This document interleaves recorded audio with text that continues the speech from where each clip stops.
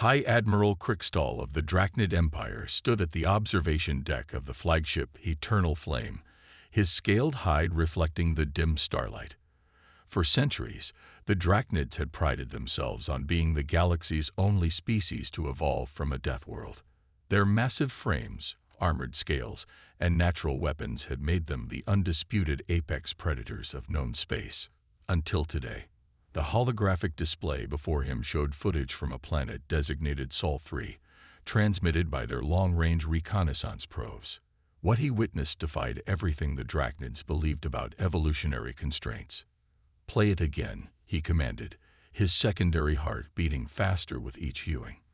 The footage showed bipedal creatures, humans, according to the preliminary reports, engaging in activities that should have been impossible for soft-skinned beings. A human lifted several times their body weight in what appeared to be a recreational activity. Another group ran for hours under a blazing sun in what their cultural data labeled a marathon. Most shocking were the clips of humans surviving in environments ranging from Arctic tundra to scorching deserts, adapting with nothing but thin artificial coverings they called clothes. "Impossible," muttered Science Director Vexna, her tail twitching nervously beside him. "Their world's gravity is 1.1 times galactic standard. The atmospheric pressure is higher than 85% of known inhabited worlds. They have active tectonic plates, regular extreme weather phenomena, and thousands of predatory species. By all accounts, it's a death world nearly as hostile as our own." Kriegstall's claws clicked against the deck plating as he paced. Yet they not only survived but thrived. Look at their population numbers. Over 8 billion. That's twice our peak population, on a planet smaller than Drachnia. The footage shifted to historical records the probes had collected. Humans fighting wars with increasingly sophisticated weapons, exploring their world's deepest oceans, climbing its highest peaks, and even venturing into space with technology that, by galactic standards, should have been too primitive to function. "Their adaptability is unprecedented," Vexna continued. "While we evolved natural armor and weapons, they developed something perhaps more valuable: extreme environmental tolerance and problem-solving capabilities. They can survive in environments that would kill most species, heal from injuries that would be fatal to others, and their endurance, it's almost beyond belief." A new report flashed across the screen. Human astronauts had detected one of their probes. Instead of panicking, they were attempting to make contact. "They're not afraid," Kriegstall realized, mandibles clicking in surprise. "They've spotted an alien probe, and their first instinct is to try to communicate. Their historical records show a species that's been imagining and preparing for extraterrestrial contact for centuries," Vexna added. "They've created countless scenarios in their entertainment media, ranging from peaceful contact to full-scale invasions. They're mentally prepared for us in ways no other species has been." Kriegstall felt something he hadn't experienced in decades: uncertainty. The Drachnids had always assumed their death world origin made them unique, superior. Now they faced a species that had not only survived similar conditions, but had done so without natural weapons or armor. Instead, they had developed something potentially more dangerous: adaptability, creativity, and an almost reckless curiosity. "Prepare a first contact package," he finally ordered. "But mark it as high priority. The Council needs to know about this immediately. We're not dealing with another soft world species here. These humans, they're different. They're like us, but they took a completely different evolutionary path to survive their death world." As the command crew rushed to comply with his orders, Kriegstall continued watching the footage. He saw humans diving into freezing waters for recreation, climbing sheer cliff faces for sport, and deliberately seeking out dangerous situations for what they called scientific research, or even fun. "We thought we were the only ones," he murmured. "We thought our harsh world made us special, superior. But these humans, they make our adaptations look almost primitive in comparison. They don't just survive their death world. They challenge it, explore it, and conquer it, all without natural weapons or armor. The implications were staggering. If humans could achieve so much with their seemingly fragile bodies, what would they be capable of once they had access to galactic technology? The thought sent a shiver down his armored spine. "Send word to the Emperor," he added. "Tell him we found something unprecedented. Another Deathworld species, but one that evolved in a completely different direction than we did. And may the eternal flame help us all if we make enemies of them." As the message was dispatched, Crickstall knew the galaxy was about to change. The Drachnids were no longer unique, and their assumption of superiority was about to be severely tested. Humanity was about to enter the galactic stage, and he had a feeling they would make an entrance nobody would forget. 6 months after first contact, the Galactic Council's central station buzzed with unprecedented activity.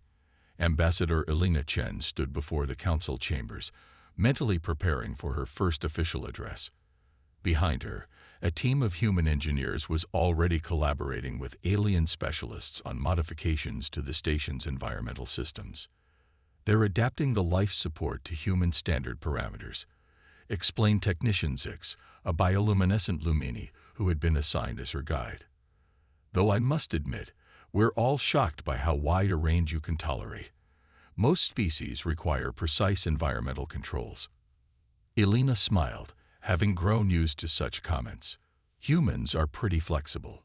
We've lived everywhere from the Sahara to Antarctica back home. A little variation in temperature or atmosphere doesn't bother us much." The Lumini's light patterns flickered, and what Elena had learned was their expression of amazement. "That's exactly what's so remarkable. You treat as minor what would be lethal to most species." Inside the council chamber, representatives from over 200 spacefaring civilizations had gathered. The massive amphitheater accommodated everything from methane-breathing giants to silicon-based crystalline beings. At the center of attention was the unlikely alliance forming between humans and the Drachnids. High Admiral Crickstall stood at the podium, his imposing figure drawing all eyes. The human diplomatic vessel Unity recently survived an encounter that would have destroyed most ships in our fleet. When a solar flare from a nearby star damaged their primary systems, instead of calling for immediate evacuation, the crew manually repaired their radiation shielding in vacuum, using tools they fabricated on the spot. Murmurs rippled through the chamber. Manual repairs in vacuum were considered a last resort by most species, yet humans had protocols and training specifically for such scenarios. "But surely that was an elite crew," called out a representative of the collective mind, their holographic form flickering with skepticism. Elena stepped forward, her voice clear and confident. "Actually, it was a standard diplomatic vessel with a regular crew complement. All human space personnel undergo survival training. It's standard procedure, derived from centuries of exploration and emergency response on Earth." The chamber erupted in discussions. Elena caught fragments of conversations in various languages, her neural translator working overtime. The words impossible, extraordinary, and concerning featured prominently. A Drachnid scientist named Vexna, who had been studying human physiology, displayed a holographic comparison. "Observe the human healing process. While they lack our regenerative capabilities, they have developed what they call adaptive healing. Their bodies not only repair damage but strengthen the repaired areas. Broken bones become stronger at the breakpoint. Torn muscles rebuild denser than before." The council members watched in fascination as the hologram demonstrated human healing and adaptation. For species that had evolved in stable, controlled environments, such biological flexibility was almost impossible to comprehend. "But it's not just their physical adaptability that sets them apart," Crickstall continued. "Their problem-solving approaches are unique. When faced with a challenge, humans don't just seek a solution. They seek multiple solutions, often simultaneously." Helena nodded, recognizing her cue. "We call it contingency planning. Throughout our history, we've learned that having backup plans for our backup plans often means the difference between survival and disaster. We've developed a cultural drive to not just overcome obstacles, but to find as many ways around them as possible." The collective mind's representative pulsed with interest. This explains the confusion in our initial data analysis. Human entertainment contains countless scenarios of potential disasters, invasions, and catastrophes. We thought it indicated paranoia, but it's actually preparation. Exactly, Alina confirmed. We've been imagining and planning for everything from alien contact to cosmic disasters for centuries. When we face a real crisis, we've usually already thought through dozens of possible responses. A junior Drachnid diplomat, who had been working closely with the human delegation, stepped forward. I can confirm this. In our joint emergency response simulations, human teams consistently develop novel solutions that never occurred to our strategists. They call it thinking outside the box, a concept so fundamental to their problem-solving that they had to create an idiom for it. The chamber grew quiet as the implications sank in. Humanity wasn't just another spacefaring species joining the galactic community. They represented something entirely new, a species that had turned adaptation itself into both an art and a science. There's an old human saying, Alina offered into the silence. Necessity is the mother of invention. Our harsh world didn't just force us to adapt. It taught us to see challenges as opportunities for innovation. Every obstacle we faced has made us more resilient, more creative, and more determined. As the session concluded, Alina noticed the changed atmosphere in the chamber. The initial skepticism and concern had shifted to something more complex, a mixture of respect, curiosity, and perhaps a touch of apprehension. Humanity's integration into galactic society wouldn't just change humans, it would transform the galaxy itself. Walking back to her quarters, Alina overheard a conversation between two council members that made her smile. They're not just Death Worlders, one was saying. They're Death World philosophers. They don't just survive, they question, adapt, and reimagine survival itself. The galaxy was beginning to understand. Humanity's greatest strength wasn't their physical adaptability or their technological innovations. It was their fundamental drive to not just overcome challenges, but to learn from them, to grow stronger, and to prepare for whatever the universe might throw at them next. The emergency session of the Galactic Council began in chaos. Holographic displays showed the unfolding disaster. A quantum anomaly, previously thought stable, had begun expanding exponentially at the edge of populated space. 3 solar systems had already been evacuated, their inhabitants fleeing as reality itself warped around them. The containment fields are failing, announced Supreme Scientist Ixel of the collective mind, their holographic form crackling with distress. Standard protocols are proving ineffective. At the current rate of expansion, we have approximately 30 standard days before the anomaly threatens major population centers. High Admiral Crixtal's scales had darkened with stress, a rare display of emotion for a Drachnid.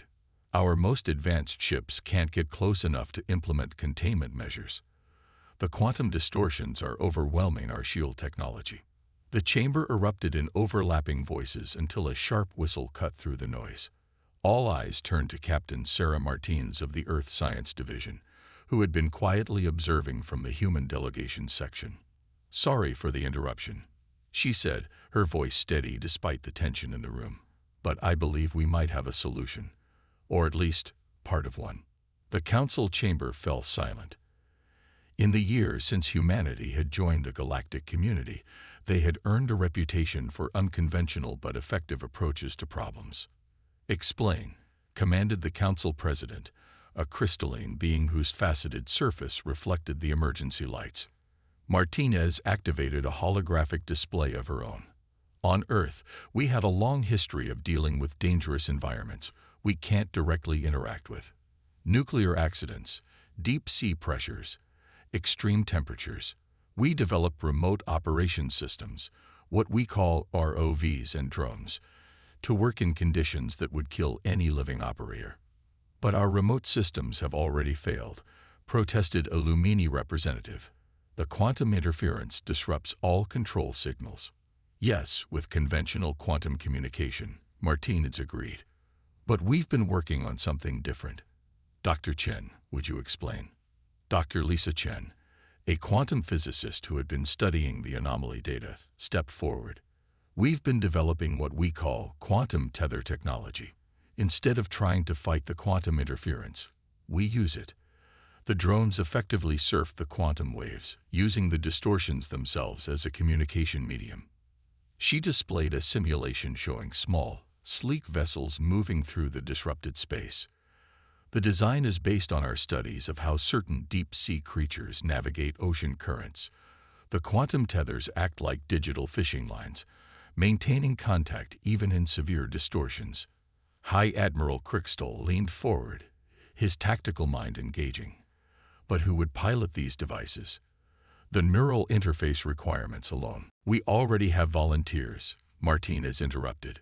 A team of deep-sea drone operators and quantum systems specialists. They'd been training on simulators since we first detected the anomaly's instability. The council chamber erupted again, this time in a mixture of disbelief and hope. The Drachnid science director, Vexna, who had been analyzing the human data, spoke up. The psychological strain of operating in quantum-disrupted space would be enormous. Most species would experience severe mental trauma from the sensory distortions. Martinez nodded. That's true. But humans have some unique advantages here. Our brains are remarkably plastic, adaptable. More importantly, we have extensive experience with operating in disorienting environments. Our drone operators regularly deal with significant time delays and spatial distortions in deep-sea operations. Dr. Chen added, we've also found that human consciousness has an unusual resilience to quantum uncertainty, where most species' minds try to force quantum states into classical patterns. Human perception seems more flexible. We think it's related to our ability to hold contradictory ideas simultaneously, what we call cognitive dissonance. The council president's crystalline surface shimmered with decision patterns. How quickly can you deploy this solution? We have 3 prototype vessels ready for testing, Martins replied. With council approval and resources, we could have a full fleet within 10 days. The primary limitation isn't construction. It's training operators. But we've been quietly recruiting and training candidates since we first developed the theory. High Admiral Crickstall's secondary heart had steadied its rhythm. You anticipated this crisis. Not this specific crisis, Martins corrected. But we've learned to prepare for the unexpected. As we say on Earth, hope for the best, but plan for the worst. The council president's decision crystals aligned. Proceed with immediate deployment of the prototypes. All necessary resources will be made available. If successful, this will be escalated to emergency production status. As the chamber began coordinating the response, Vexna approached Martins privately. You already have the prototype vessels on standby, don't you? Martins allowed herself a small smile. The first team launches in 6 hours. We just needed council approval to make it official. The Drachnid scientist's scales rippled with what might have been amusement. You humans never cease to surprise us. You don't just adapt to crises. You anticipate them, prepare for them, almost seem to welcome them as opportunities to prove yourselves. Not exactly welcome, Martins corrected. We just know that the universe doesn't wait for you to be ready. So you better be ready anyway. As the council chamber buzzed with renewed purpose, the quantum anomaly continued its expansion at the edge of space. But for the first time since the crisis began, there was more than just hope in the room. There was a plan, and more importantly, there were humans ready to execute it. The command center aboard the Galactic Council's crisis response station had been transformed. Where once stood the traditional holographic displays and neural interface pods, now sat what looked to many alien observers like primitive gaming setups. Chairs with haptic feedback systems, surrounded by curved display screens and manual control interfaces. Final systems check complete, announced Dr. Lisa Chen, her fingers dancing across a holographic diagnostic panel. Quantum tethers are stable and responding. All 3 prototype vessels are ready for deployment. The assembled council representatives watched with a mixture of hope and skepticism as three humans settled into the control stations. These were the elite of Earth's deep-sea drone operators. Commander James Wong, specialist in extreme environment operations. Dr. Maria Santos, expert in quantum mechanics and neural interface systems. And Lieutenant Aisha Patel, veteran of the Mariana Trench Exploration Program. High Admiral Kriegstall observed their preparations with growing fascination. Unlike the typical neural interface preparations that took hours of meditation and synchronization, the humans simply ran through what they called their pre-dive checklist, a rapid-fire series of equipment verifications and mental exercises. Quantum displacement field is increasing, reported a Lumini technician, their bioluminescence pulsing with anxiety. The anomaly has accelerated its expansion by another 15% in the last hour. Commander Wong's voice came clear and steady over the comm system. Roger that. Team, we're going with Plan Charlie. Dr. Santos, you'll take point with the quantum sensor array. Lieutenant Patel, maintain position at the margin and establish our baseline. I'll probe for stable corridors. The assembled aliens watched in amazement as the three humans began operating their vessels with what appeared to be impossible precision. The drone ships, sleek and angular, moved through the quantum disruption like fish through water, using the very forces that had stymied conventional approaches to maintain their position. Remarkable, muttered Vexna, watching the sensor readings. They're not fighting the quantum fluctuations, they're synchronizing with them. The neural load should be overwhelming, but their brainwave patterns are stable. Dr. Santos's voice crackled over the comm, distorted by quantum interference, but still comprehensible. Initial sensor readings confirm our hypothesis. The anomaly isn't just expanding. It's replicating a pattern. There's a logic to the chaos. Like a weather system, Lieutenant Patel added, her hands moving smoothly over her controls. It's got flows and eddies. Once you stop trying to see it as random, you can predict where it's going. The council representatives exchanged glances. The idea of finding patterns in quantum chaos was heretical to most of their scientific traditions. Yet the sensor data was undeniable. The human operators were navigating what should have been navigable space. Commander Wong's vessel pushed deeper into the disruption zone. Found something interesting. There's a core node where the pattern originates. Dr. Chen, are you seeing this?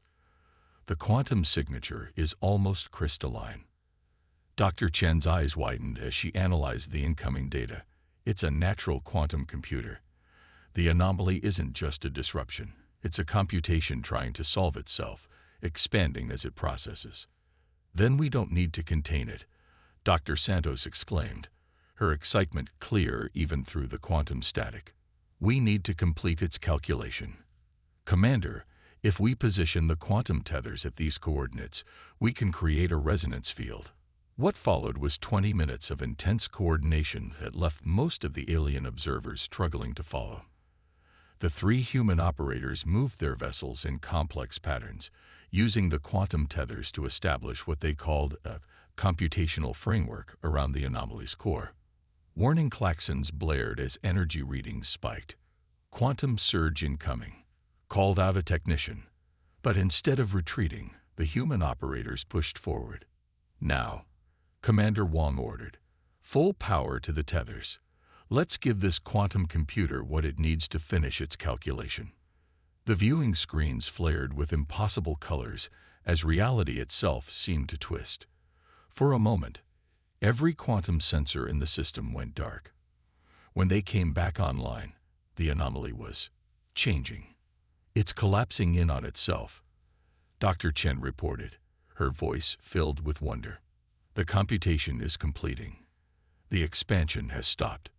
Over the next hour, the assembled council watched as the quantum anomaly gradually shrank, its wild energies smoothly channeled through the human-operated quantum tethers until it finally winked out of existence, leaving behind only a small crystalline structure floating in space. As the human operators were helped from their stations, exhausted but triumphant, High Admiral Kriegstall approached Commander Wong. "You didn't just solve the crisis," the Drachnid said slowly. "You turned it into an opportunity for discovery." "That crystal, it's something entirely new, isn't it?" Wong nodded, accepting a hydration pack from a medical technician. The anomaly was trying to solve a complex quantum equation. By helping it complete its calculation, we not only stopped its expansion, but created what might be the first naturally occurring quantum computer core. The research possibilities are enormous. The council president's crystalline form sparkled with what could only be described as excitement. Once again, humanity has shown us a new way of thinking. Where we saw only chaos to be contained, you saw a puzzle to be solved. "That's just how we're wired," Lieutenant Pidal said with a tired smile. "When something doesn't make sense, we keep poking at it until it does. Sometimes that gets us into trouble. But sometimes it saves the galaxy," Vexna finished, "and changes our understanding of reality in the process." As the crisis response team began their debriefing, the news spread throughout the council station. Humanity had not just averted a disaster. They had turned it into a breakthrough. The galaxy was beginning to understand that these descendants of Earth weren't just survivors of a death world. They were innovators who could find opportunity in chaos itself. 1 month after the quantum anomaly crisis, the Galactic Council convened for what would become a historic session. The chamber was packed with representatives from every spacefaring civilization, and for the first time, the human delegation occupied a position of prominence near the council leadership. High Admiral Crichstall stood at the podium, his scales gleaming under the chamber's lights. "When we first encountered humans, we saw them as simply another Death World species, similar to us Drachnids. We were wrong. They are something else entirely." Holographic displays activated around the chamber, showing footage from the crisis response. The human operators navigating quantum chaos, their innovative solution, and the remarkable discovery that resulted. The quantum computer core they helped create, continued the supreme scientist Ixel of the collective mind, has already revolutionized our understanding of space-time mechanics. But more significant is what this crisis taught us about humans themselves. Ambassador Elena Chen stood, addressing the council. "We've heard many of you ask why we didn't share our quantum tether technology sooner, why we had prototype vessels ready before the crisis. The answer is simple. We didn't know we would need them for this specific situation. We developed them because that's what humans do. We prepare for possibilities." The council president's crystalline form shifted in what had become recognizable as thoughtful patterns. "Explain further, Ambassador." "Throughout our history," Elena continued, "humans have faced countless challenges on Earth. Each time, we didn't just solve the immediate problem. We developed new tools, new theories, new approaches that could be applied to future challenges. We call it research and development, but it's really about turning every obstacle into an opportunity for growth." Dr. Lisa Chen stepped forward, bringing up new holographic displays. The quantum tether technology wasn't developed for anomaly containment. It was originally conceived for exploring black hole event horizons. The deep-sea drone operation techniques we adapted came from centuries of ocean exploration. Even our ability to process quantum distortions came from research into human consciousness that had nothing to do with space travel. In other words, High Admiral Crichstall interjected, "Humans don't just solve problems. They create solutions looking for problems." Murmurs of understanding rippled through the chamber. The Lumini representatives' bioluminescence pulsed with revelation. "This explains the vast array of seemingly unnecessary research we've observed in human scientific databases. They investigate phenomena not because they need to, but because they might need to." "Precisely," Elena smiled. "We have a saying. Science isn't about why. It's about why not. Every discovery, every innovation, becomes part of our toolkit for facing future challenges." The council president rose, crystal facets catching the light. "This brings us to today's primary order of business. The council leadership proposes the establishment of a new division, the Galactic Innovation and Response Department, to be jointly led by human and multi-species teams. The announcement sent waves of excitement through the chamber. Such a radical restructuring of Council operations was unprecedented. The recent crisis proved that humanity's approach to problem-solving offers unique advantages, the President continued. But more importantly, it showed us that true advancement comes not from mere survival, but from the constant drive to understand, to improve, to imagine new possibilities. Vexana, who had worked closely with the human teams, added her perspective. We Drachnids evolved to survive our death world through physical adaptation.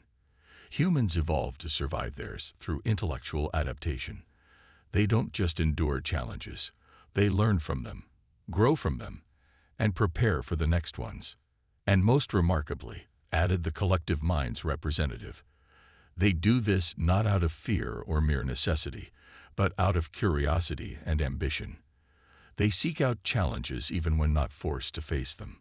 Ambassador Chen looked around the chamber, seeing not the fear or skepticism that had greeted humanity's arrival, but genuine respect and understanding. We humans have a concept called standing on the shoulders of giants. It means that every advancement builds on what came before. We're honored to join this galactic community not just as another civilization, but as partners in building a better future for all species. The Council President's decision crystals aligned. Let the record show that this day marks not just the formation of a new department, but the beginning of a new era in galactic civilization. The human approach to innovation and problem-solving will be integrated into all aspects of Council operations. As the session concluded, High Admiral Krikstal approached Elena privately. You know, he said, mandibles clicking in what she had learned was amusement. When we first discovered humans, we feared you might be rivals to our position as the galaxy's apex predators. Elena laughed. And now? Now we understand that humans aren't predators at all. You're explorers, innovators, problem solvers. And somehow, that makes you more remarkable than any natural weapons or armor could. As the delegates filed out of the chamber, the quantum computer core gleamed in its display case, a testament to humanity's unique gift for turning chaos into opportunity, crisis into discovery, and challenges into stepping stones toward a better future. The galaxy had changed. The species that had once been viewed with skepticism and concern was now recognized as something unprecedented. A civilization that had turned adaptation itself into an art form and the pursuit of knowledge into their greatest strength. The age of human innovation had begun, and with it, a new chapter in galactic history.